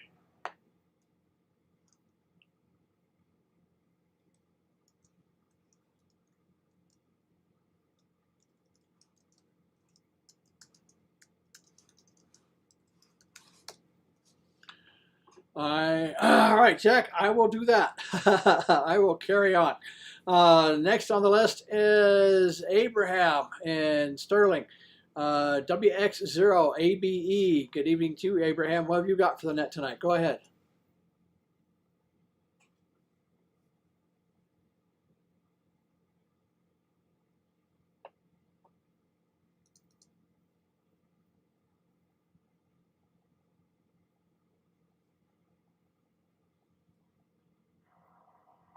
Break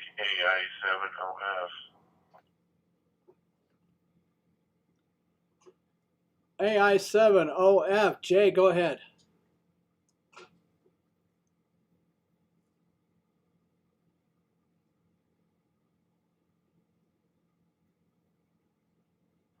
Yeah, hey Bernice and the net. I'm coming over the digital side.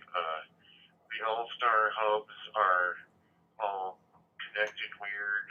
We had some internet glitches, and there's definitely some loop situation going on. So most All-Star nodes are probably not working right. AI7OF, back to the net.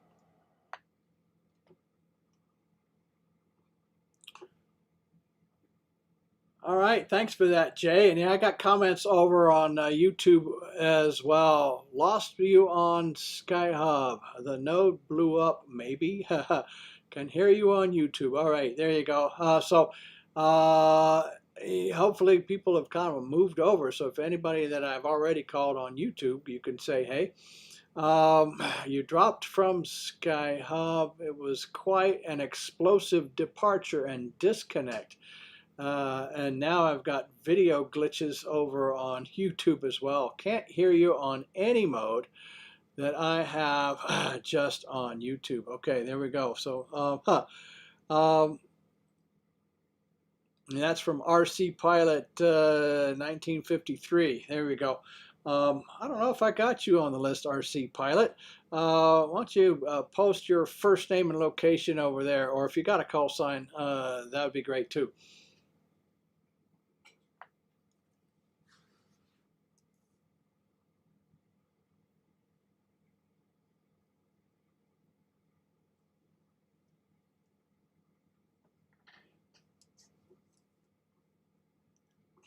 KE7, KE0VH, this is KI0AR calling.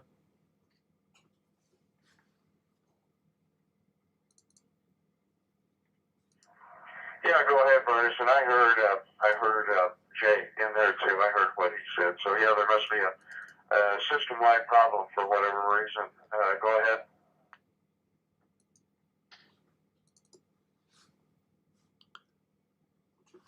Just wondering if a reboot might be in order.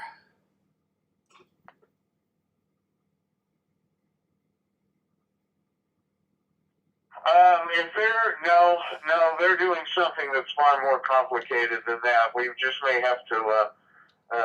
Yeah, I would probably just wrap it up tonight. Let them get it all ironed out. There's been some problems with the new hub down in Albuquerque, as I understand it, and I don't know how to do that simply anymore. So our tech team is working on it, and at this point right now. Probably would just be best, Bernice, to go ahead and close out unless you want to try to go through your list and see who else may be there to you. I am on the Wires X, well, actually, I should say I'm on the YSF link direct from the YSF bridge here. Anyway, that's what I would suggest tonight, buddy. We may just have to wait till they get it all ironed out. KI0AR from KE0VH. All right, Jack. Yeah, I'm getting some, at least some queries over on YouTube there. I may just do that. Well, welcome to amateur radio. There we go. And especially, always fun. We're cutting edge. There you go. I will go down the list pretty quick. And if anybody is listening and I call your call sign, I'll press on and let you talk. Otherwise, I'll just press on down the list. So where was I? Graham already checked out. Chad, KF0UUC. Good evening to you, Chad. What have you got for the net tonight? Go ahead.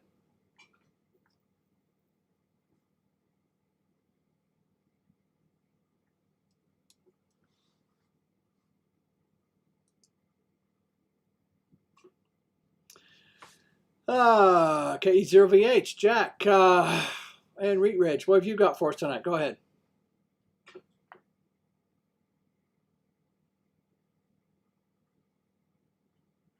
Well, as usual, Bernice, not really anything astronomical, although I am super excited about the Artemis 2 launch. I want to watch that tomorrow evening.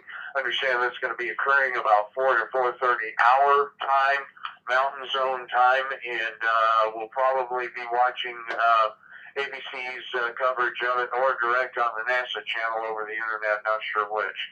Super excited about that. Don't know where I'm going to fly tomorrow night in the sim. I did a kind of a practice flight, a warm-up flight, a practice again flight in the CRJ 700 tonight. And I did a flight from New Orleans to Chattanooga, Tennessee, and the flight itself was fine, but I still got to work on the approaches as far as that. Landing was good, but my ILS approach was not in good shape, so got to practice on that some more. And picked up the PMDG 737 800 and 900 over the weekend, and got back aircraft Colorado 1. Might even do that tomorrow because I'm flying to Indianapolis IRL on Thursday in real life, and then in the 737 800 Southwest aircraft to Indy. So we'll see. Anyway, there you go, Bernice. Have a good night. Good evening to everybody around the net. Check out my YouTube channel when you can, Captain Jack FLTSIM on YouTube. 7:30, Bernice. Have a good night. We'll talk here in the next day or two. I do have a couple of metal polls for you. KI0AR, KE0VH. Good evening.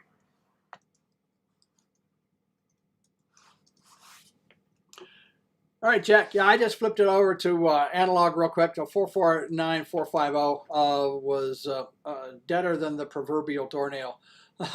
So analog seems to have given up the ghost for this evening.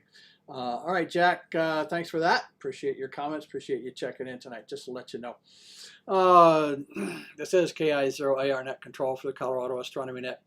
Those of you who are on digital, hopefully you can still hear, or hop over to YouTube and say hey.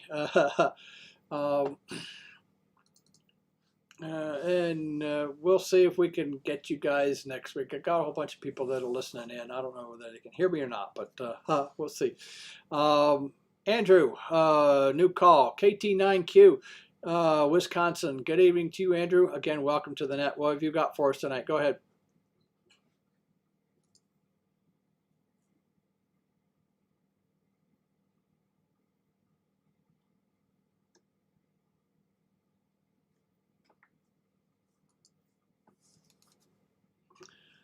Robert in Texas, KI5TTM. Good evening to you, Robert. Again, welcome to the net. What have you got for us tonight? Go ahead.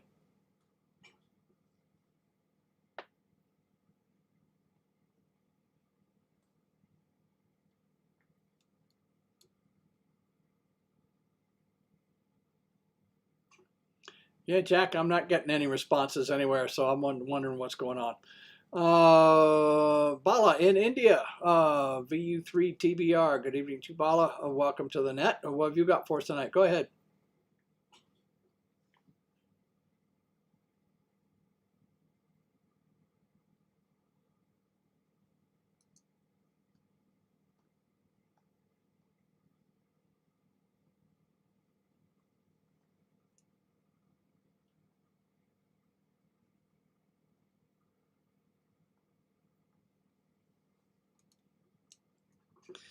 All right, there you go. The rest of you can hear me on YouTube. Those was well, I'm not sure exactly. We've lost analog systems there, and I saw your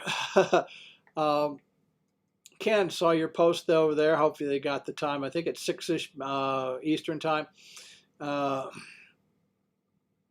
look for that. Definitely NASA. NASA TV, lots of places over on YouTube as well that you can watch the launch for sure. Those of you who are on YouTube, I do appreciate you moving over there and listening in as well. So thanks for that. Yeah, something's going on with the analog side. So echo links are gone, and that's too bad. We had let's see, KM7FBX checked in and out a little earlier ago. Seth is a new call. That's FBX. Didn't get a name on that. There was no call and no response when I called him. Seth is a new one down in Texas. KJ5 PFX. Good evening to you, Seth. Again, welcome. What have you got for us tonight? Go ahead.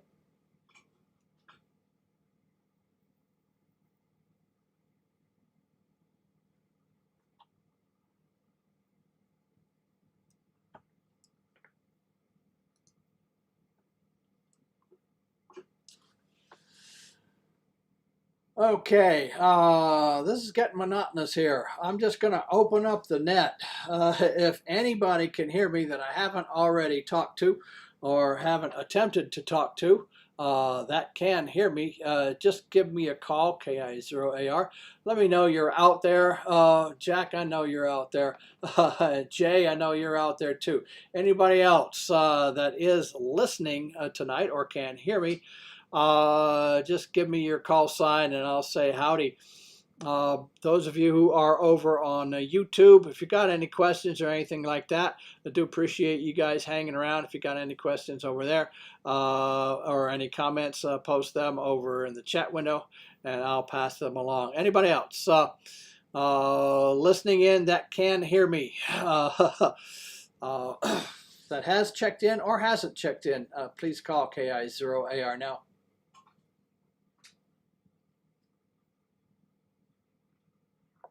KI0AR, Kilo Quebec 6, Romeo Papa on a handheld. You're fine.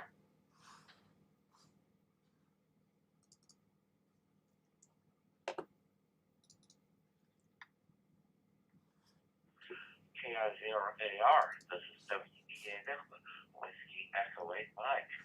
You're coming in just fine on my M1KE.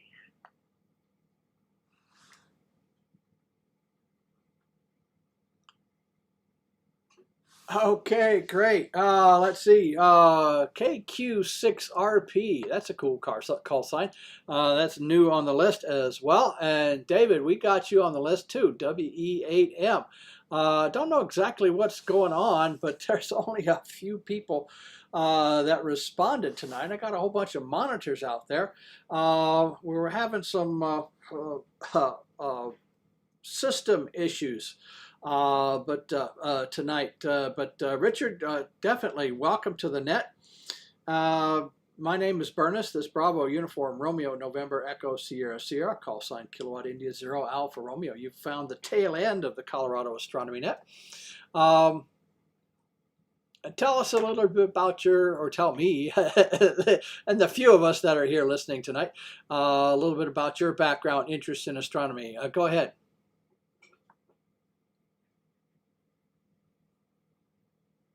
Astronomy, but the reason I picked up on you guys is I usually hang out on the analog Colorado connection or on the HF bands, but I've been tinkering around with the digital stuff lately, just happen to be tuning around, and I'm picking you up on Mount Morrison, and I'm picking you up on Warren Peak, and that's how I caught the tail end, and I was just copying, and until you asked for some calls, it sounds like your analog side went down. Go ahead. You bet, yeah. And according to Jack, yeah, they were having some issues, and they'll take a little bit more of a reboot of the Skyhub Link system to figure that out. But yeah, welcome. Welcome to the net, and glad you got into some of the digital as well. So that seems to be working. Yeah, I've been doing the Astronomy Net for 30 years now. Started over on the 146.94 repeater, just locally, and it's branched out to the Skyhub and worldwide now as well. So we start at 7 p.m. Mountain Time on Tuesday nights. So oh wow, even YouTube is glitching tonight. That's weird. I don't know if anybody on YouTube is seeing my the audio glitching a little bit, but anybody on YouTube can post that as well. Yeah, Richard, appreciate you checking in. Appreciate your comments there. David in Ohio, WE8M. Go ahead, David. What have you got for the net tonight? Go ahead.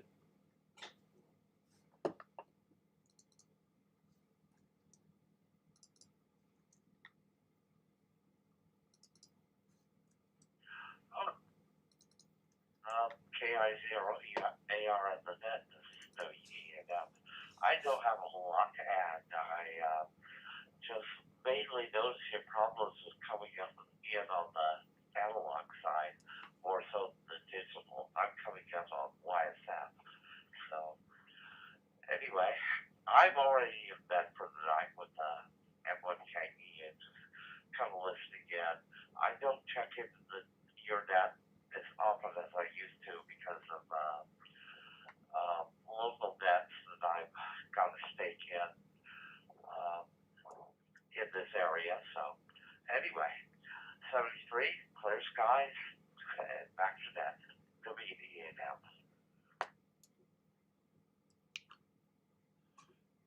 No worries, David. I understand. No problems at all, but glad to hear you for sure. Christopher in Kansas, AF0AY. Just popped in over on NetLogger, so welcome. That's a new call because I don't see it on my list. Christopher, don't know if you can hear us or not, but thanks for that. Thanks for checking in tonight on the tail end of the Colorado Astronomy Net. Just curious, again, my name is Bernice, this Bravo Uniform Romeo November Echo Sierra Sierra, call sign Kilowatt India 0 Alpha Romeo. Like to touch base with you and see what your interests are in astronomy. Go ahead, please. AF0AY, what have you got for us tonight? Go ahead.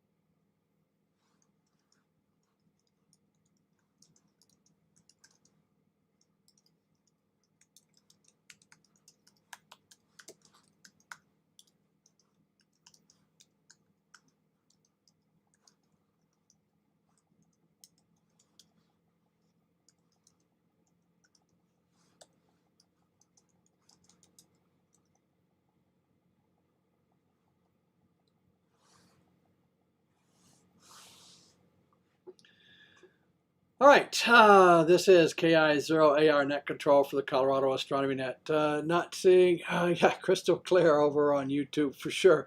At least that's working. When is the next supermoon? Do I know? The next supermoon, I think, is, I want to say September timeframe. So it's towards the end of the next of this year. So a little bit, August, September.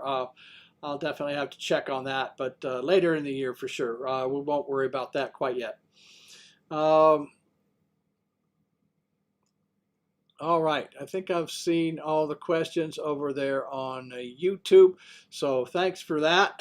And I'm going to go ahead and wrap up the net for this evening. I'd like to thank the 31 check-ins for checking in tonight. Hopefully we'll hear from everybody next Tuesday night for another session of the Colorado Astronomy Net.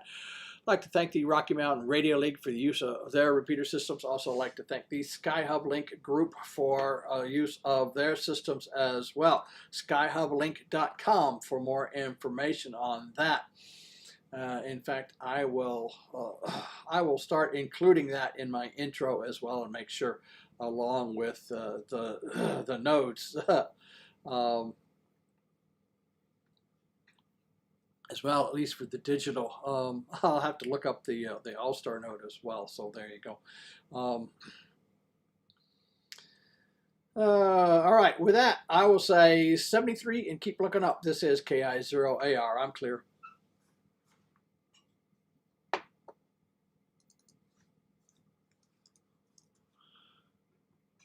All right, John. Thanks for that. November 24th, next supermoon. Thanks for that. That's why I depend on you guys. You guys can look it up for me. So thanks for that. All right, this is KI0AR, net control for the Colorado Astronomy Net. I am clear.